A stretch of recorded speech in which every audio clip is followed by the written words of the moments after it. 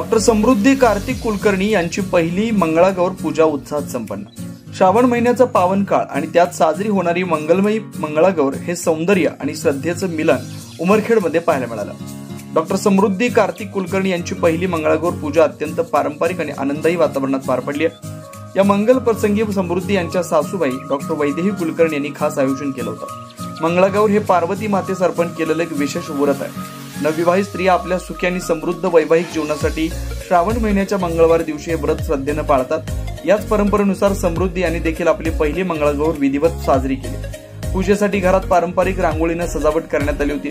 दाराला तोरण, मंगलमय फुलांची सजावट आणि प्रकाशमान दिव्यांची उधळण वातावरणात भक्तिभाव निर्माण करत होते। नातेवाईक, सखी सहेलींनी एकत्र येत पारंपरिक गीतांवर फेर धरले आणि पारंपरिक खेळ, उखाणी, गाणी यांनी सारा माहोल स्त्रीशक्तीच्या रंगाने खुलून गेला। या मंगल प्रसंगी हळदी कुंकवाचा खास कार्यक्रम आयोजित करण्यात आला होता। यामध्ये सर्व महिलांना औक्षण करून अलंकारिक वस्त्र परिधान करून पूजेत सहभागी होण्याचा मान देण्यात आला।